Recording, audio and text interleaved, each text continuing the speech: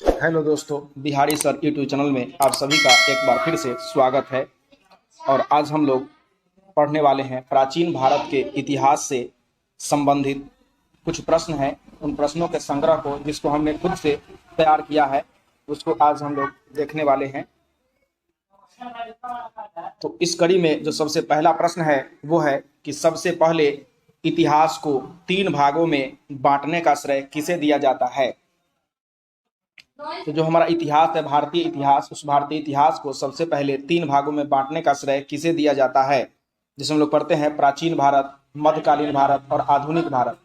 उसको जो है बांटने का श्रेय किसको दिया जाता है। ऑप्शन ए है क्रिस्टोफर कोलंबस, बी क्रिस्टोफ सेलियरस, सी जॉन क्रिस्टोफर, डी इनमें से कोई नहीं।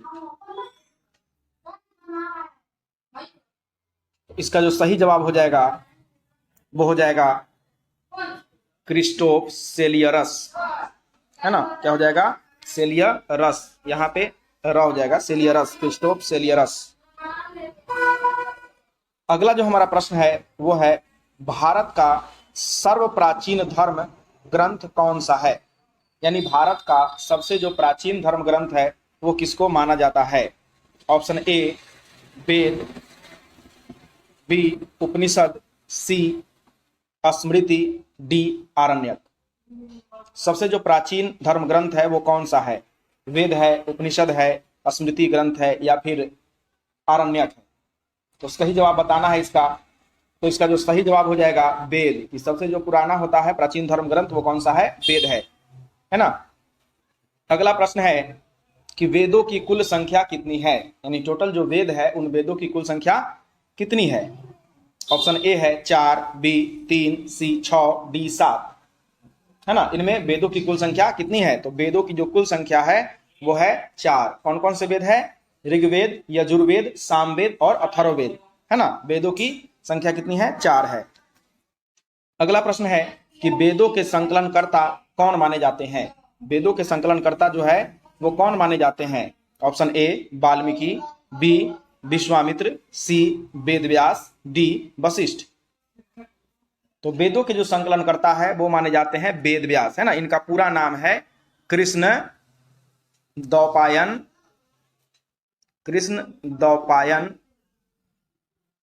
वेदव्यास। ठीक है। अगले प्रश्न के लिए हम लोग बढ़ते हैं। तो हमारा जो अगला प्रश्न है वो है सबसे प्राचीन वेद कौन माना जाता है ना। सबसे जो प्राचीन वेद है वो किसको माना जाता है। Option A Rigveda, B Yajurveda, C Samaveda, D Atharvaveda. सबसे प्राचीन वेद यानी सबसे पुराना वेद कौन सा है। तो सबसे पुराना वेद जो है वो है ऋग्वेद। कौन सा वेद है? ऋग्वेद। सबसे पुराना वेद जो है ऋग्वेद है ना।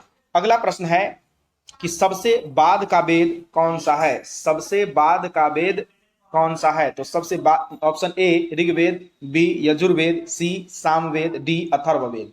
तो आप लोगों ने देखा कि पहले प्रश्न में कि सबसे प्राचीन वेद ऋग्वेद आ गया, तो सबसे बाद में ऋग्वेद तो होगा नहीं, है ना। तो उसके बाद बचा यजुर्वेद, सामवेद और अथर्ववेद, है ना।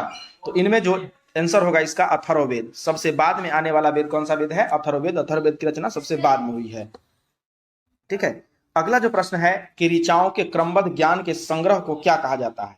तो ऋचाओं के जो क्रमबद्ध ज्ञान के जो संग्रह है उसको क्या कहा जाता है। Option A Rigveda, B Yajurveda, C Samaveda, D Atharvaveda.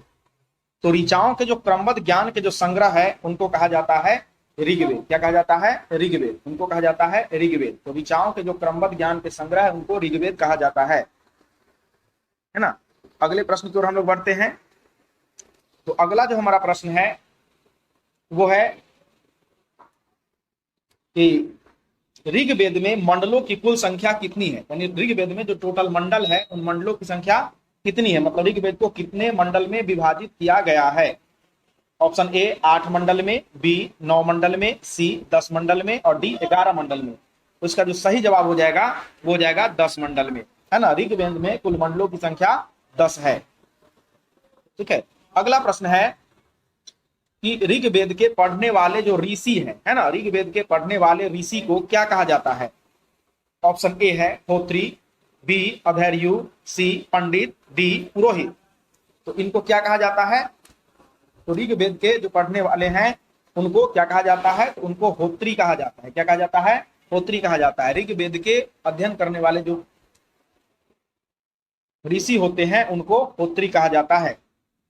अगला प्रश्न है कि गायत्री मंत्र की रचना किसने किया था?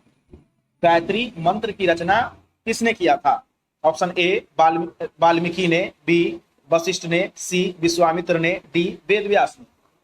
तो गायत्री मंत्र की जो रचना है ये किया गया था विश्वामित्र के द्वारा। किसके द्वारा किया गया था? ऋषि विश्वामित्र के द्वारा जो है गायत्री मंत्र की रचना किया गया था।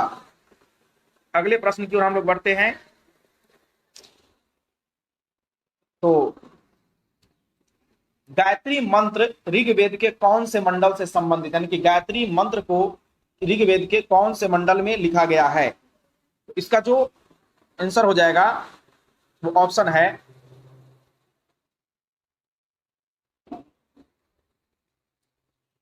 ऋग्वेद के दूसरा मंडल, बी तीसरा मंडल, सी चौथा मंडल और डी पांचवा मंडल। तो ऋग्वेद के कौन से मंडल में जो है इसका उल्लेख है? बताइएगा। ऋग्वेद के कौन से मंडल में गायत्री मंत्र को जो है लिखा गया है? तो ऋग्वेद के तीसरे मंडल में, है ना, ऋग्वेद के तीसरे मंडल में विश्वामित्र के द्वारा जो है गायत्री मंत्र की रचना की गई है। अगला प्रश्न है कि गायत्री मंत्र किसको समर्पित है, मतलब गायत्री मंत्र किस देवी देवता को समर्पित है? ऑप्शन ए राधा को, बी सीता को, सी सावित्री को, डी मीरा को। तो गायत्री मंत्र जो है ये सावित्री को समर्पित है। किसको समर्पित है? सावित्री को। ये उषा काल की देवी मानी जाती है ना, यानी सुबह जो मॉर्निंग होता है उस समय जब सूर्योदय होता है तो उससे पहले का जो समय होता है उसको उषा काल कहा जाता है। तो उसकी देवी मानी जाती है सावित्री, है ना। तो ये सूर्य से भी संबंधित है। अगला प्रश्न है कि ऋग्वेद में कौन से मंडल में सोम देवता का वर्णन है? सोम को वनस्पति का देवता माना जाता है ना। तो किस वेद में जो है सोम का वर्णन है? सातवां मंडल, आठवां मंडल, नौवां मंडल, 10वां मंडल।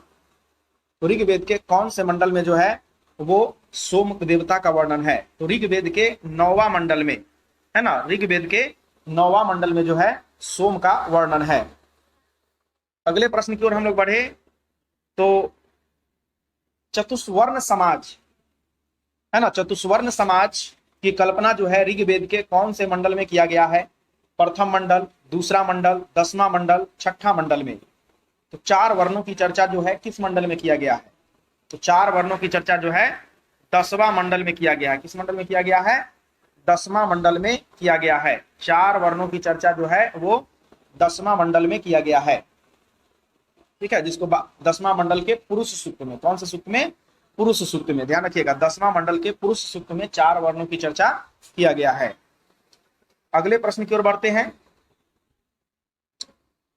प्रश्न संख्या 15 है कि सर्वप्रथम शूद्र, ठीक है, यहां पे शूद्र हो जाएगा। तो सर्वप्रथम जो है शूद्र शब्द का उल्लेख ऋग्वेद के कौन से मंडल में किया गया है? सर्वप्रथम शूद्र शब्द का उल्लेख जो है ऋग्वेद के कौन से मंडल में किया गया है? प्रथम मंडल, दूसरा मंडल, 10वां मंडल, 5वां मंडल। तो शूद्र शब्द का उल्लेख जो है सबसे पहले किस मंडल में किया गया? 10वां मंडल में किया गया, है ना। शूद्र शब्द का उल्लेख 10वां मंडल में किया गया, सबसे लास्ट में उसको जोड़ा गया है। अगला प्रश्न है कि ऋग्वेद में अघन्या शब्द का प्रयोग किसके लिए हुआ है? अघन्या का मतलब होता है न मारे जाने योग्य। अघन्य का प्रयोग जो है किसके लिए हुआ है? घोड़ा के लिए, गाय के लिए, ब्राह्मण के लिए, स्त्री के लिए। तो अघन्या शब्द का प्रयोग हुआ है गाय के लिए। गाय को न मारे जाने योग्य कहा गया है, ठीक है। तो अघन्या हुआ है किसके लिए? गाय के लिए जो है सो यूज हुआ है अघन्या शब्द का। अगला प्रश्न है कि ऋग्वेद के सबसे महत्वपूर्ण देवता कौन माने जाते हैं? तो ऋग्वेद के जो सबसे महत्वपूर्ण देवता है वो, ऑप्शन सुनिए, रुद्र। पहला ऑप्शन है रुद्र, दूसरा है इंद्र, तीसरा वरुण, चौथा इनमें से कोई नहीं। तो ऋग्वेद कालीन जो सबसे महत्वपूर्ण देवता है वो माने जाते हैं इंद्र। कौन माने जाते हैं? इंद्र। इंद्र को पुरंदर भी कहा जाता है। तो ऋग्वेद कालीन जो सबसे महत्वपूर्ण देवता माने जाते हैं वो इंद्र माने जाते हैं, याद रखिएगा।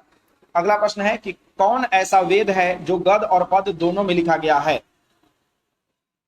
Option A Rigveda, B Yajurveda, C Samaveda, D Atharvaveda. तो यजुर्वेद जो है ये गद और पद दोनों में लिखा गया है। यजुर्वेद की रचना गद और पद दोनों में किया गया है। अगला प्रश्न है कि यजुर्वेद के पाठकर्ता को क्या कहा जाता है? पुरोहित, पंडा, अधर्यु, होत्री। तो ऋग्वेद के जो पाठकर्ता हैं उनको कहा जाता है अधर्यु। क्या कहा जाता है? अधर्यु कहा जाता है। तो यजुर्वेद के जो पाठकर्ता है उनको क्या कहा जाता है? अधर्यु कहा जाता है। और जो ऋग्वेद के पाठकर्ता है उनको होत्री कहा जाता है।